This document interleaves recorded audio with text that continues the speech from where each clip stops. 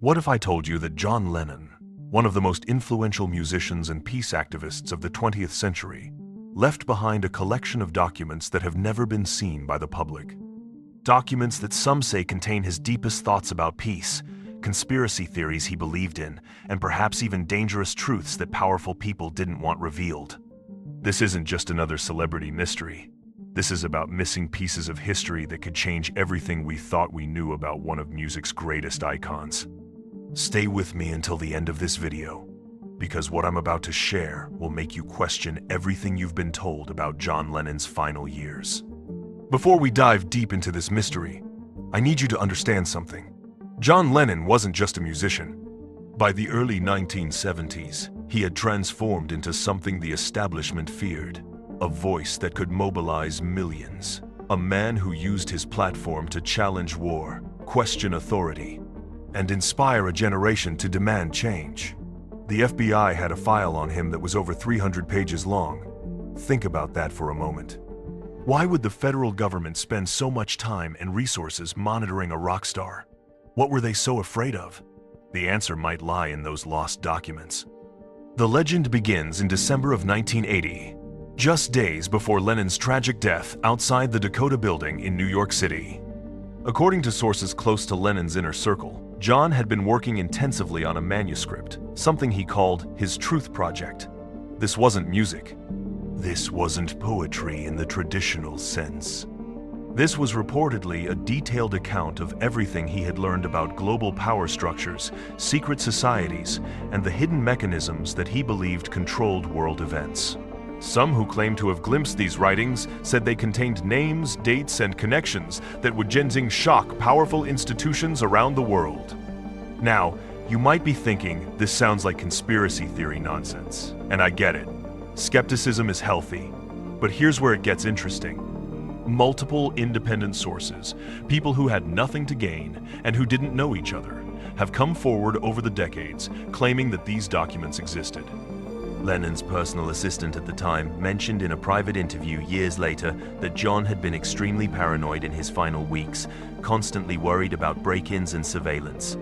He had apparently told her that he was documenting everything for posterity, creating an insurance policy of truth that would be released if anything happened to him. Yoko Ono has remained largely silent on this topic, which some interpret as confirmation and others as simply respect for privacy and grief. When directly asked about secret manuscripts in a rare interview in the late 1990s, she gave a cryptic response that neither confirmed nor denied their existence, saying only that John had many projects and many thoughts that were personal to him.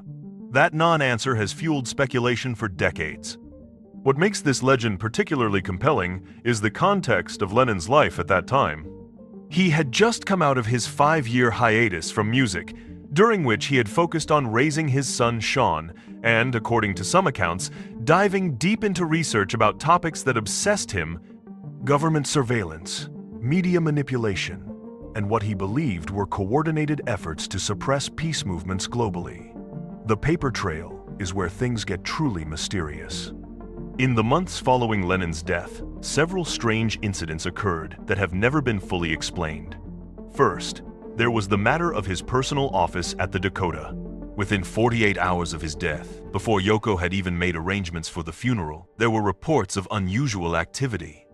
Building staff members reported seeing unfamiliar people entering and leaving Lennon's workspace, people who identified themselves as federal agents but never showed proper documentation. One maintenance worker, who gave an anonymous interview to a small music magazine in 1983, claimed he saw boxes being removed in the middle of the night. He said he asked about it and was told to mind his own business, but he remembered thinking it was strange that this was happening so quickly after such a tragedy. Then there's the case of Lennon's personal lawyer, who had been working with him on estate planning and intellectual property matters. This lawyer, whose name I'm going to withhold for privacy reasons, reportedly told colleagues that John had given him a sealed package just 2 weeks before his death with explicit instructions. The package was to be opened only if something happened to him, and it was to be delivered to specific journalists and human rights organizations. But here's the thing. After Lennon's death, when the lawyer went to retrieve this package from his office safe, it was gone. The safe hadn't been broken into.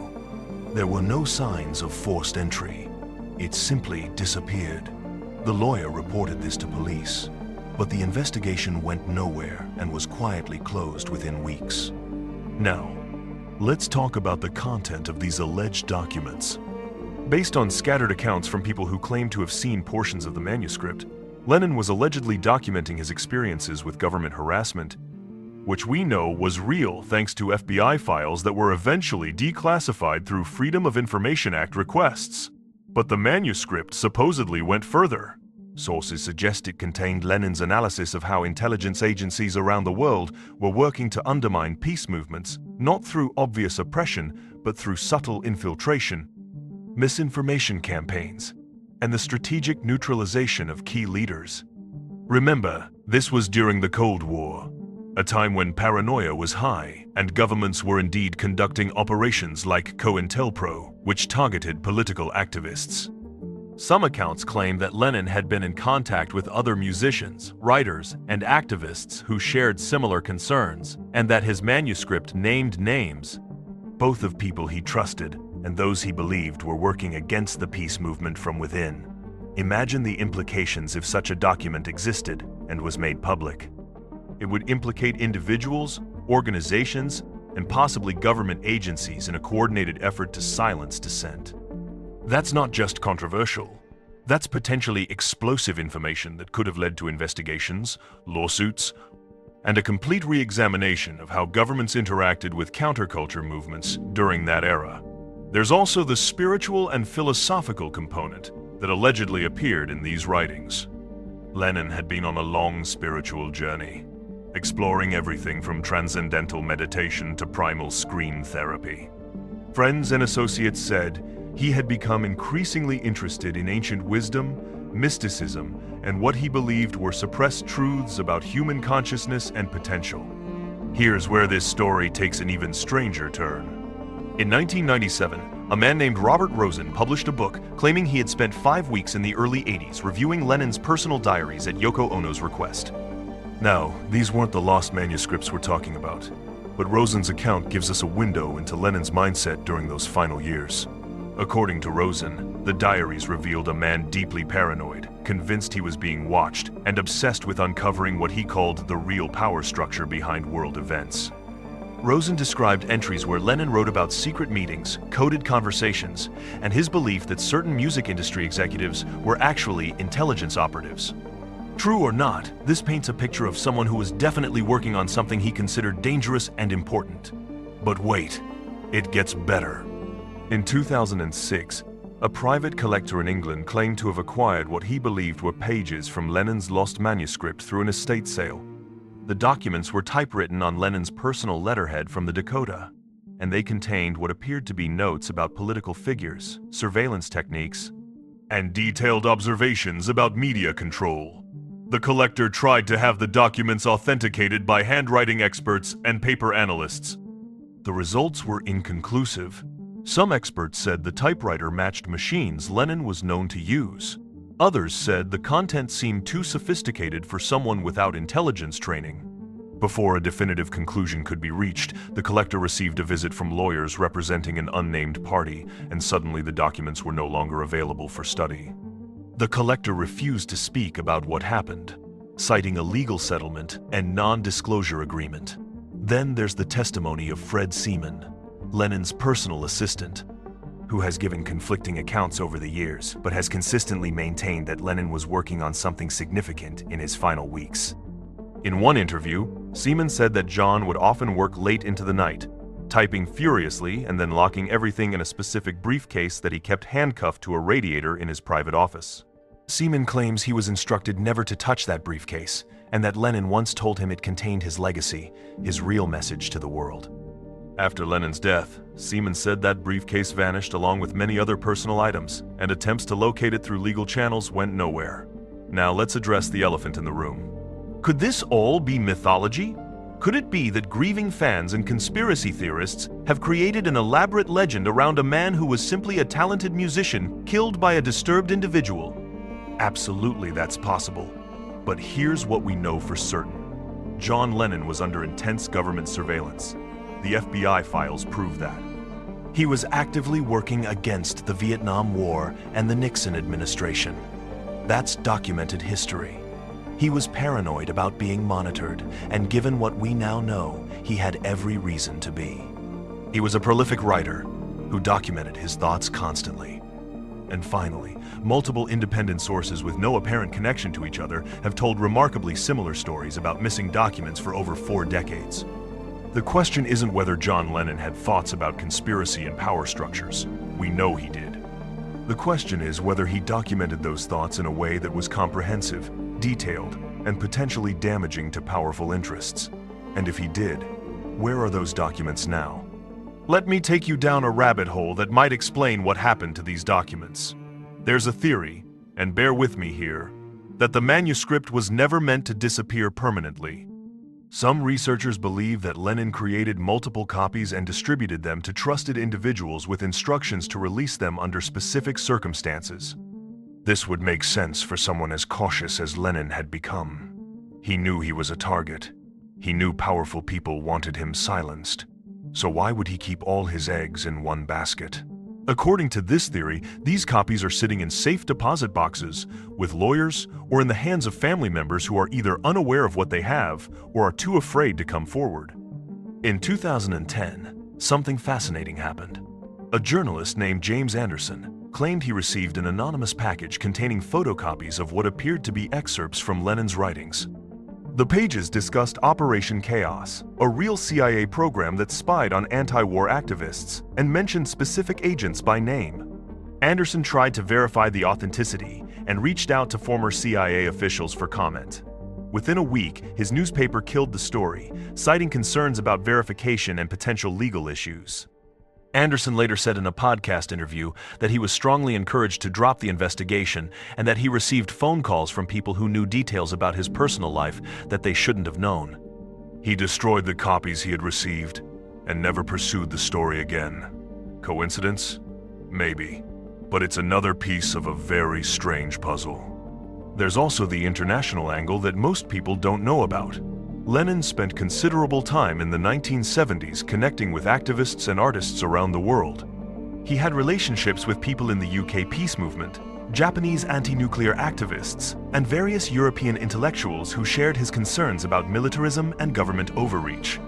Some researchers believe that portions of the manuscript might have been sent abroad for safekeeping, possibly to individuals in countries where American authorities would have less reach. There have been unconfirmed reports over the years of Lennon materials surfacing in London, Amsterdam, and Tokyo, only to quickly disappear from public view before they could be properly examined. Now, I want to share something that gives me chills every time I think about it. In Lennon's last major interview, given to Playboy magazine just days before his death, he made some cryptic comments that in retrospect seem almost prophetic. He talked about how the Beatles had been used by the establishment without realizing it, how entertainment was a tool of social control, and how he had finally figured out how the game was really played. When the interviewer pressed him for details, Lennon smiled and said something like, "I'm saving that for my book, the one nobody will want to publish." At the time, people thought he was joking or being typically enigmatic. But what if he wasn't? What if he was literally telling the world that he had written something explosive and he knew it would be suppressed? The music industry has always had a complicated relationship with artists who become too political or too outspoken. We've seen careers destroyed, artists marginalized, and in some cases, convenient tragedies that ended promising lives. I'm not saying anything definitive here, but pattern recognition is a powerful tool. When you look at the number of musicians, activists, and public figures who died under suspicious circumstances or had their lives derailed after challenging powerful interests, you start to see why someone like Lennon might have been concerned enough to create an insurance policy in the form of detailed documentation. So where does that leave us today? Are these documents sitting in a vault somewhere, waiting for the right moment to emerge? Or were they destroyed decades ago by people who had everything to lose if they became public? Let's explore the possibilities. First, there's the Yoko Ono scenario. Some believe that she has the documents and has chosen to keep them private, either out of respect for John's memory, fear of the consequences, or because she doesn't believe the world is ready for what they contain. Yoko has been fiercely protective of Lennon's legacy, carefully controlling what gets released and when. She's released countless demos, alternate takes, and personal recordings over the years, but never anything that resembles this alleged manuscript. Her silence on the matter is deafening, and depending on your perspective, it's either the silence of someone protecting a truth too dangerous to reveal, or simply the silence of someone who knows the truth is that no such document exists. Then there's the possibility that the documents are in government hands. We know from declassified files that multiple agencies were monitoring Lennon. We know that his apartment was bugged, his phone was tapped, and agents were reporting on his activities and associations. If Lennon was indeed compiling damaging information about government operations, it's entirely plausible that intelligence agencies would have moved quickly after his death to secure anything he had written. The missing briefcase, the mysterious visitors to his office, the lawyer's sealed package that vanished. All of this fits a pattern of professional extraction and suppression. Documents like this wouldn't be destroyed. They're too valuable as intelligence. They would be classified, buried in some archive, possibly to be declassified in 50 or 75 years, when everyone involved is long dead and the information is merely historical rather than incendiary. There's also the intriguing possibility that the manuscript is hiding in plain sight. What if portions of it were incorporated into Lennon's later music, coded into lyrics, embedded in album artwork, or shared through symbolic references that only those who knew what to look for would understand? Artists have been hiding messages in their work for centuries. Lennon was known for his wordplay, his use of symbolism, and his love of puzzles.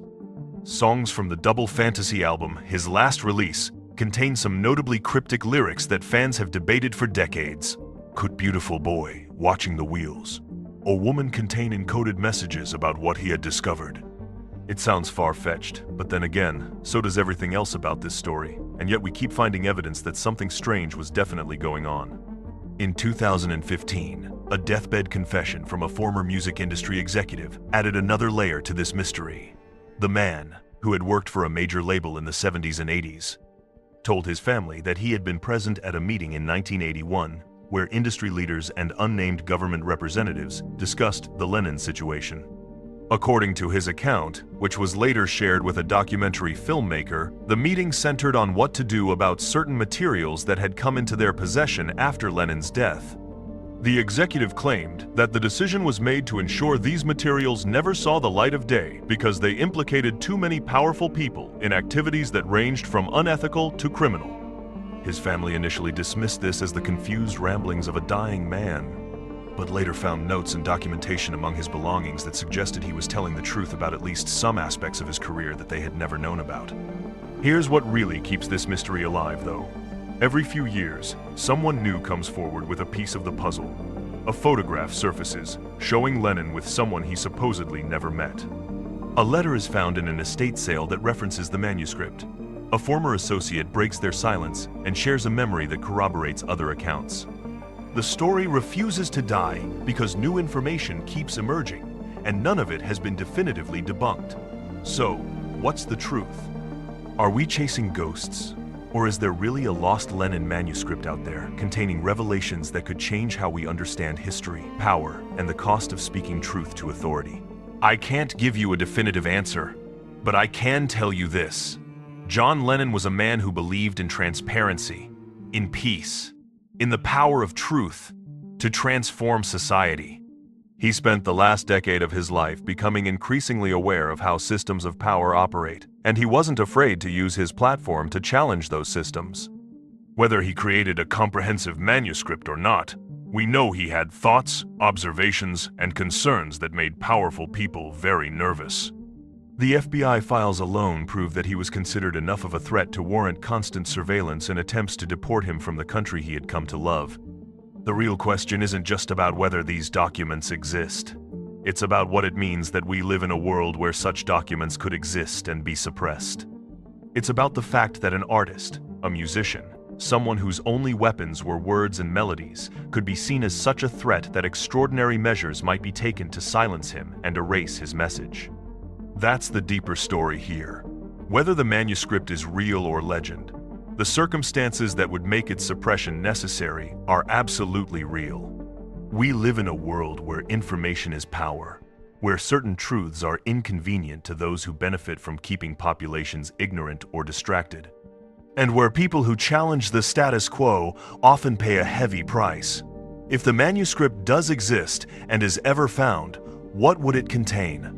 Based on everything we've discussed, it would likely include Lennon's first-hand accounts of government harassment and surveillance, his analysis of how peace movements were infiltrated and undermined, names of individuals he believed were working for intelligence agencies within the counterculture movement, his theories about media manipulation and social control, and perhaps most explosively, specific evidence of criminal activities or conspiracies that he had uncovered through his connections and research. Imagine the impact of such a document, authenticated and released to the public.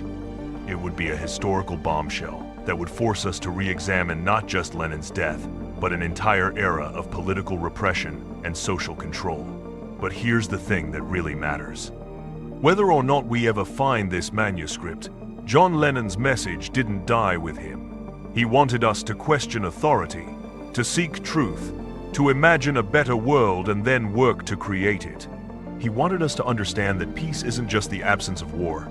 It's the presence of justice, transparency, and human dignity. The establishment may have silenced his voice, but they couldn't silence his ideas. Those ideas live on in every person who refuses to accept official narratives without question, in every artist who uses their platform to challenge injustice, in every individual who believes that a better world is possible and worth fighting for. The search for the lost manuscript continues. There are researchers, journalists, and dedicated fans who haven't given up hope that someday, somewhere, these documents will surface. Maybe they're in a safe deposit box that will be opened when a certain amount of time has passed. Maybe they're in the possession of someone who's waiting for the right moment to come forward. Maybe they've been digitized and encrypted, waiting in some corner of the internet for someone to crack the code. Or maybe, just maybe, they were destroyed long ago, and all we're left with is the legend, the questions, and the reminder that some truths are considered too dangerous to be allowed to exist. If you found this video fascinating, if it made you think, if it opened your eyes to possibilities you hadn't considered before, do me a favor, hit that like button right now. It helps this video reach more people who are searching for truth and questioning the official narratives we've been fed. Subscribe to this channel, because we're going to keep diving deep into mysteries like this, stories that the mainstream media won't touch, questions that deserve answers, even if those answers are uncomfortable. Turn on notifications so you don't miss the next investigation. Share this video with someone who loves music history, who questions everything, or who simply deserves to know that there's more to the story than what we've been told. And most importantly, leave a comment below. Tell me what you think. Do you believe the manuscript exists? Do you think we'll ever see it? What other mysteries about John Lennon or other cultural icons do you want me to investigate next? Your engagement doesn't just help the channel grow, it builds a community of people who refuse to accept easy answers and who believe that truth matters, no matter how inconvenient it might be. Thank you for watching. Thank you for thinking. And remember, imagine all the people living life in peace. John Lennon imagined it. Maybe it's time we stop just imagining and start demanding the truth that makes peace possible.